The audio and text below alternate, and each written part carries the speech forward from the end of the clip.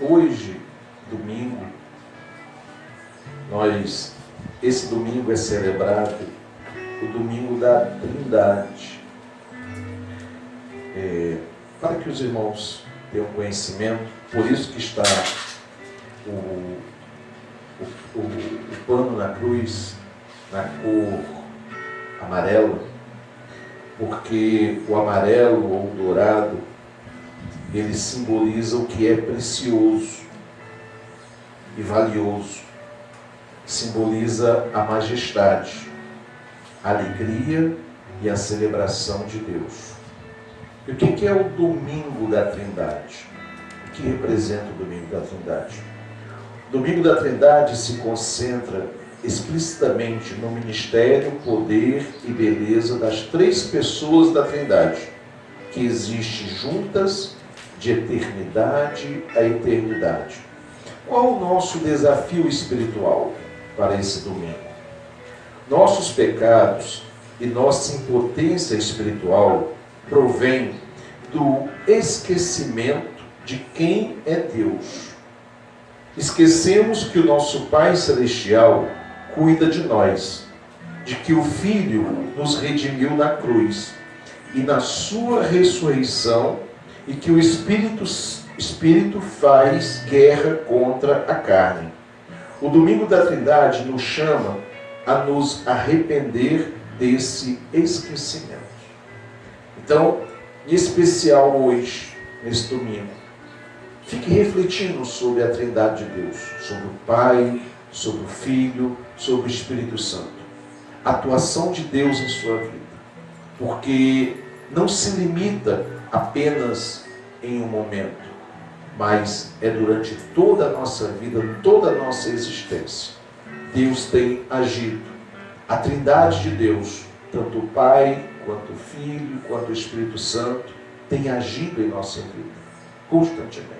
Não esqueça disso. Guarde sempre isso. Porque esse domingo é o domingo que simboliza o domingo da Trindade. A Santíssima Trindade. Vamos então para o texto. Isaías capítulo 45, versículo 20 até o versículo 22. Diz assim a Bíblia: Congregai-vos e vinde. Chegai-vos todos juntos, vós que escapastes das nações. Nada sabem os que carregam o lenho das suas imagens de escultura e fazem súplicas a um Deus que não pode salvar. Declarai e apresentai as vossas razões, que tomem conselho um com os outros. Quem fez ouvir isto desde a antiguidade? Quem desde aquele tempo o anunciou? Porventura, não o fiz eu, o Senhor? Pois não há outro Deus, senão eu, Deus justo e salvador. Não há além de mim. Olhai para mim e sede salvos, vós, todos os limites da terra, porque eu sou Deus e não há outro. Senhor, nosso Deus e nosso Pai, em nome de Jesus. Aqui estamos, Senhor, na tua casa, na tua presença. E em nome de seu Filho Jesus, e inspirado pelo Espírito Santo, pedimos a Ti, fala conosco, fala aos nossos corações. Tudo que nós precisamos ouvir e aprender nesse dia. Assim está em Tuas mãos, em nome de Jesus. Amém. Graças a Deus. Louvado seja o Senhor. Irmãos, esse texto que nós acabamos de ler, Deus fala com o seu povo algo tremendo. O povo entregue à idolatria, abandonaram o Deus verdadeiro, serviam a deuses estranhos, vivendo distante de Javé. E Deus então usa o profeta Isaías para escrever esse texto que diz: olhai para mim. Porque os outros deuses não salvam. Os outros deuses recebem orações, recebem súplicas, não podem salvar. A realidade em que vivemos é que muitos têm olhado para objetos de madeira, de gesso e muitos outros elementos. Mas foram eles concebidos pelas mentes humanas. Foram eles feitos por mão de artífice. Mas eles, com suas regras, com as suas doutrinas, não salvam. São inúteis. E o Senhor Deus dos céus, Pai de nosso Senhor Jesus Cristo, em comunhão com o Espírito Santo, diz para nós nessa manhã, assim como Ele disse para o seu povo em Israel, que só Ele pode salvar. Nenhuma filosofia humana, nenhum método religioso pode salvar. Somente Deus, através do seu Filho Jesus Cristo, com a atuação do Espírito Santo no coração do homem, pode salvar. E o texto mostra que o povo de Deus deve olhar para Deus. Deve estar com seus olhos atento a Deus. Não para uma imagem, como se estivesse esperando algo, mas não recebem. A realidade que nós vivemos hoje é que o povo vive um dualismo religioso. As pessoas estão na igreja, mas ao mesmo tempo frequentam outras religiões. As pessoas ouvem louvores para adoração a Deus, mas ao mesmo tempo ouvem músicas seculares, que muitas vezes até gostam mais do que as próprias músicas de louvor a Deus. Então, o que nós temos visto nesse tempo é o dualismo religioso. Pessoa segue a fé, daqui a pouco abandona a fé, daqui a pouco vive como ímpio, daqui a pouco ela volta para a igreja, daqui a pouco abandona de novo, e no final não sabe o que quer. E Deus, na sua infinita misericórdia, Ele chama o seu povo e diz: olhai para mim. O homem precisa aprender a lidar com o seu maior problema. O maior problema do homem, da humanidade, é o pecado. Porque o pecado leva à condenação, leva ao inferno. Por isso, a Bíblia fala de salvação, a Bíblia fala de libertação, a Bíblia fala de transformação. E o único que pode salvar é o mesmo que tem sido ofendido pelos nossos pecados. Jesus Cristo, que foi enviado pelo Pai para morrer pelos nossos pecados e a subir aos céus, não nos deixou órfão, enviou um outro, o Consolador, o Espírito Santo, que habita dentro de nós. Então vemos aí a Trindade de Deus atuando em nossa vida. E repetindo o versículo 22, diz assim: olhai para mim e sede salvos, vós todos os limites da terra, porque eu sou Deus e não há outro. O profeta Isaías nos mostra a solução. Qual é a solução? Olhar para Deus. Por que olhar para Deus? Porque só Deus pode salvar. Esse olhar é um olhar individual, é uma decisão individual, é um desafio individual. O que Deus está dizendo para o seu povo é semelhante quando você chama teu filho e você precisa dar uma orientação para ele importante. E você precisa que ele te ouça. E você diz assim para seu filho: meu filho, olha para mim. Olha para mim. Mas ele vira as costas e diz: olha para mim. Presta atenção. Porque o que eu vou te falar é importante.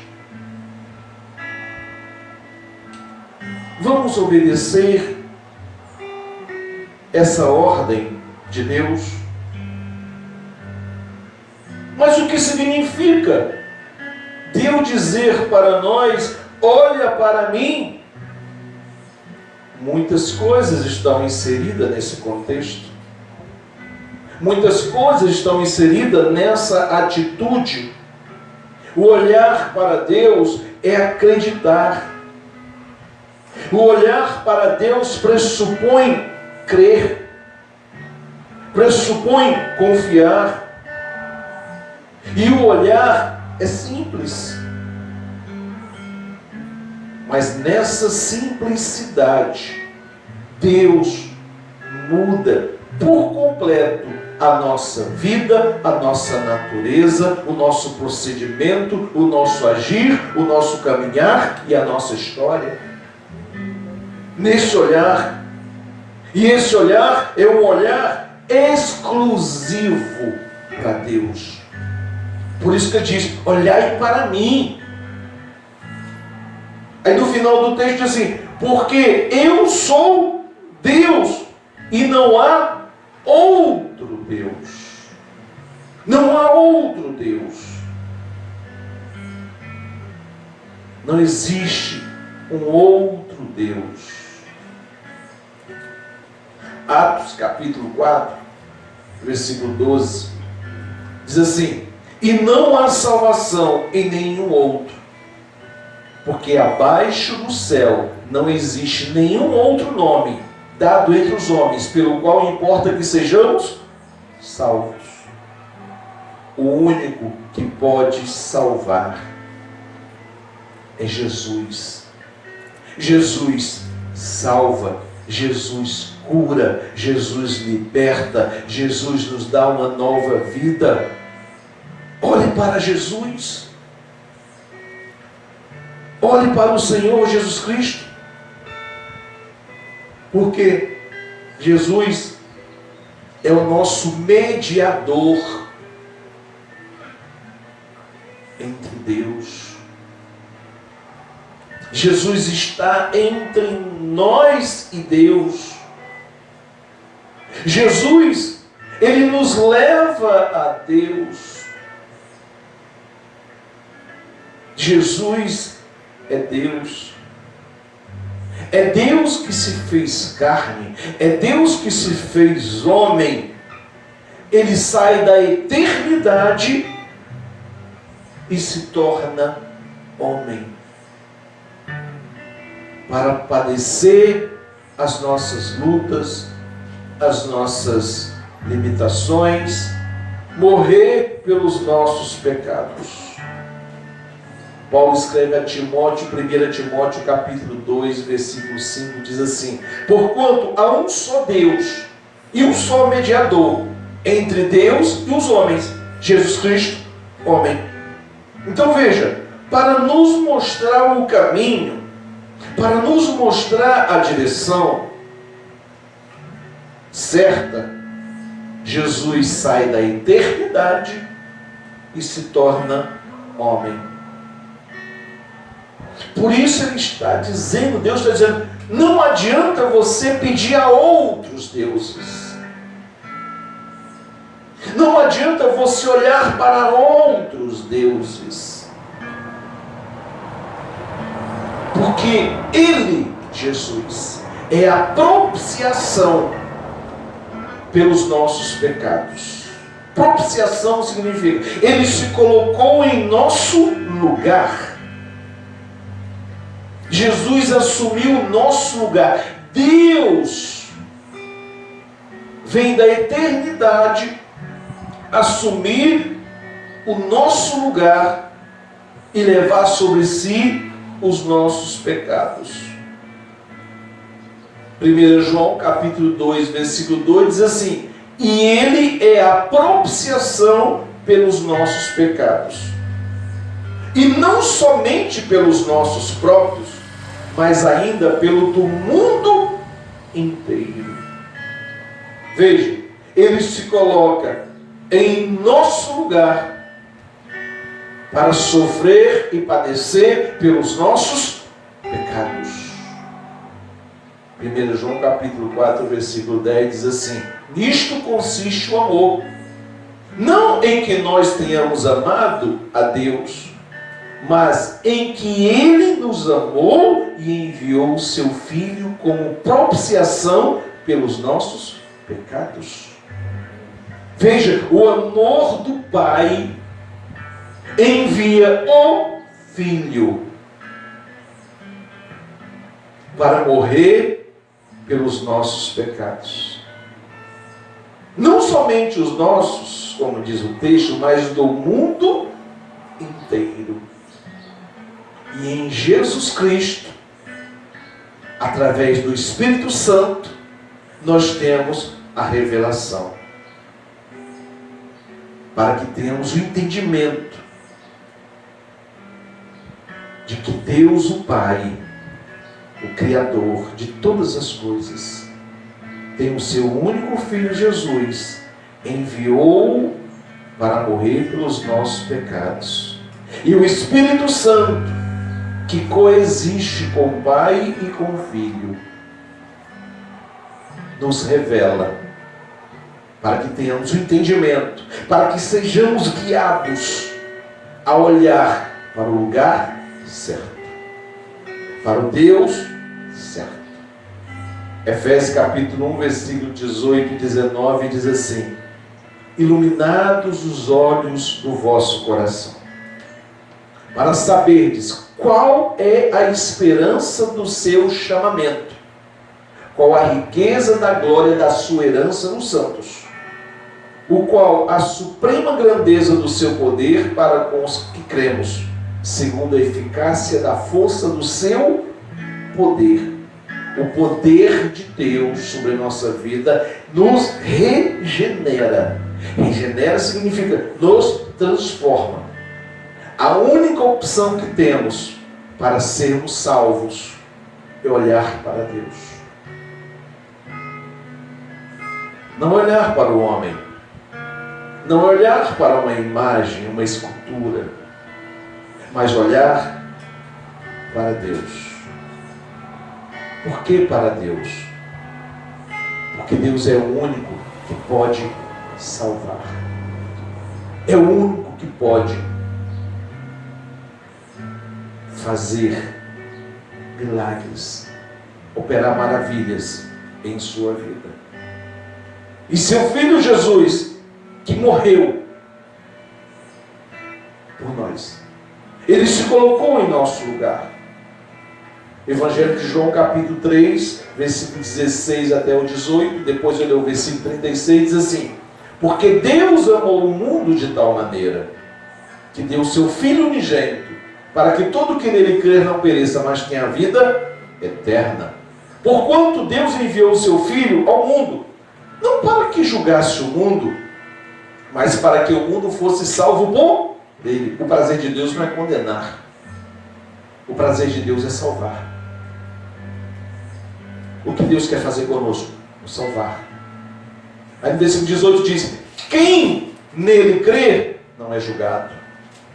O que não crer já está julgado, porquanto não crer no nome do unigênito Filho de Deus. Crê em Jesus.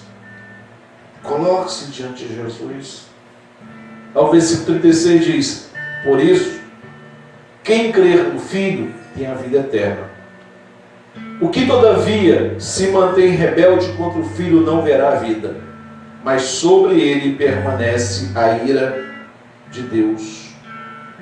Deus, no tempo presente, nos envia seu Filho, que é a vida eterna, se nós cremos. Por isso que ele diz: olhai para mim e sereis salvos. Olhar para Deus é uma decisão urgente. Não é para esperar, não é para ficar refletindo, não.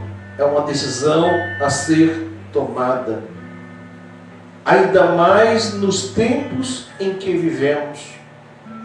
Vivemos tempos imprevisíveis.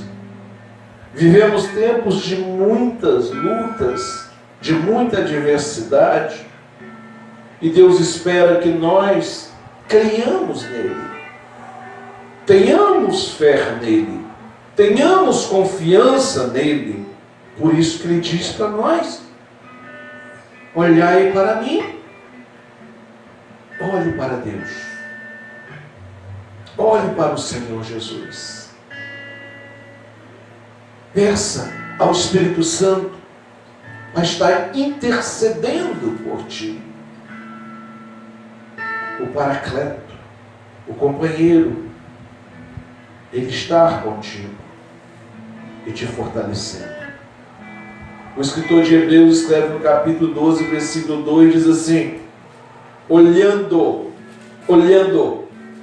firmemente para o autor e consumador da fé, Jesus, o qual, em troca da alegria que lhe estava proposta, suportou a cruz, não fazendo caso da ignomínia, está sentado à destra do trono de Deus.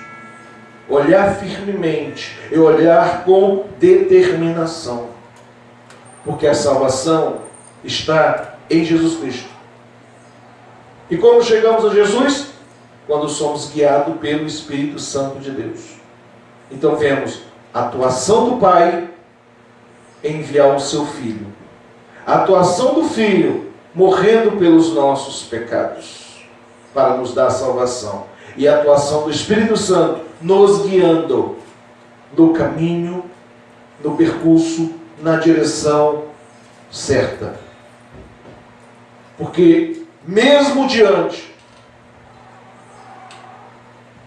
das incertezas e perigos que vivemos, e os deveres da vida que somos, que são colocados diante de nós, nós temos que saber que quem nos guia é o Espírito Santo de Deus.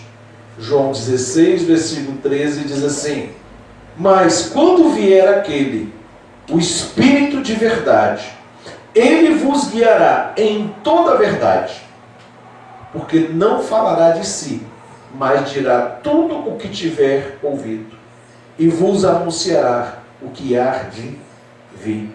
Então veja, diante das incertezas do mundo, diante dos perigos desse mundo, diante dos nossos deveres da nossa vida, nós somos guiados pelo Espírito Santo de Deus.